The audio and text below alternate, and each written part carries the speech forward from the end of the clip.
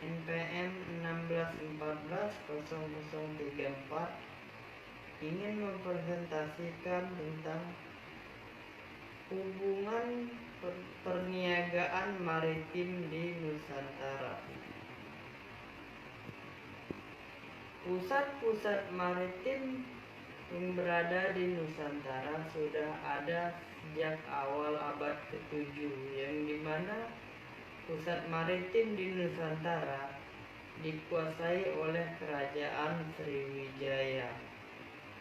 Kerajaan Sriwijaya ini selain menguasai wilayah Nusantara, dia juga menguasai wilayah Asia Tenggara. Selanjutnya, jalur perdagangan dan posisi Indonesia. Karena Indonesia berada di jalur perdagangan internasional yang melewati Selat Malaka, hal tersebutlah yang menyebabkan Indonesia berkembang sebagai negara maritim. Pusat-pusat perniagaan di Indonesia mulai tumbuh berawal dari lokasi yang berada di pinggir pantai, dan kemudian hal tersebut yang menyebabkan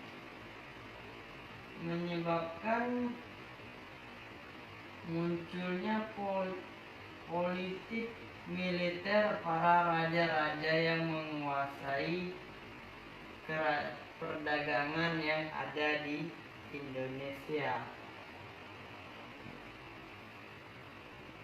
Selanjutnya kita akan bahas tentang kerajaan maritim terbesar di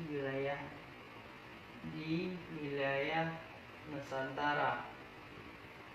Kerajaan maritim yang terbesar yang berada di wilayah Nusantara adalah Kerajaan Sriwijaya. Sriwijaya ini adalah kerajaan yang berkembang pada abad ke-7. Di mana Sriwijaya menguasai Nusantara hingga ke wilayah-wilayah yang ada di wilayah Asia Tenggara.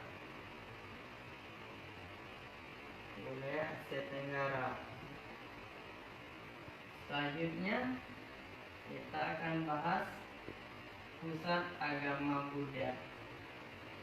Sriwijaya karena menguasai maritim menyebabkan banyak kebudayaan asing yang masuk ke kerajaan ini. Hal tersebut yaitu Sriwijaya pernah menjadi pusat ajaran agama Buddha. Yang kita tahu di mana ajaran agama Buddha ini berasal dari India. Dan bisa diterima di kerajaan Sriwijaya. Bahkan Sriwijaya pun pernah menjadi pusat ajaran agama Buddha terbesar di wilayah Asia Tenggara. Selanjutnya, jalur pelayaran yang strategis.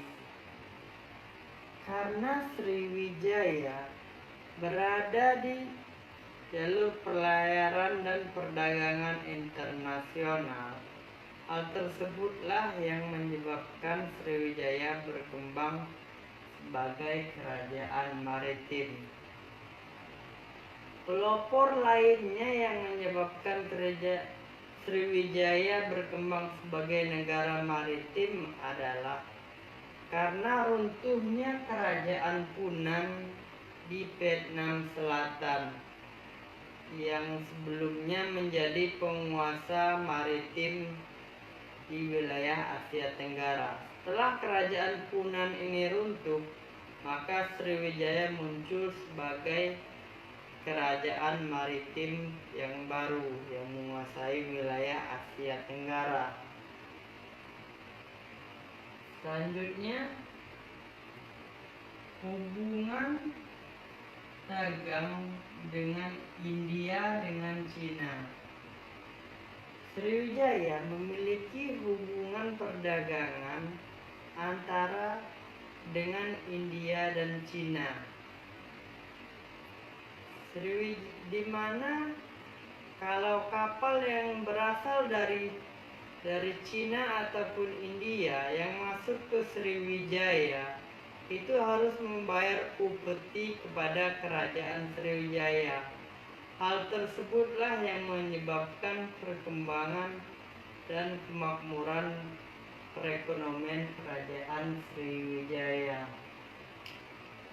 Hal tersebut juga yang menyebabkan banyaknya kebudayaan dari India maupun dari Cina yang masuk ke kerajaan Sriwijaya,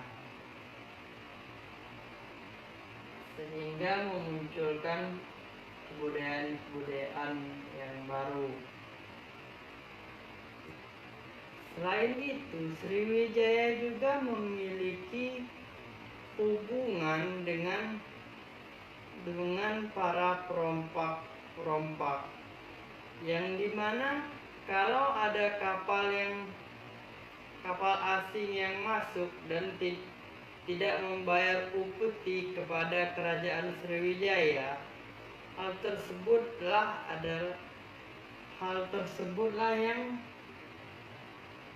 yang akan dilakukan kerajaan Sriwijaya ini, menyuruh para perompak untuk merompak kapal-kapal tersebut karena kapal tersebut tidak membayar upeti.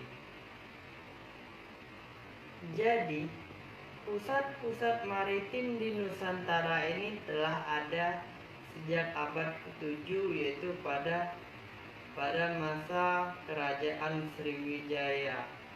Berita mengenai keberadaan kerajaan Sriwijaya ini, yang pertama, berita dari Cina, yang dimana pendeta asal Cina pernah singgah di Sriwijaya pada abad ke-7. Selain itu juga ada prasasti peninggalan kerajaan Sriwijaya, yaitu prasasti Kedukan Bukit yang ditemukan di tepi Sungai Musi, Palembang. Sekian presentasi dari saya. Assalamualaikum warahmatullahi wabarakatuh.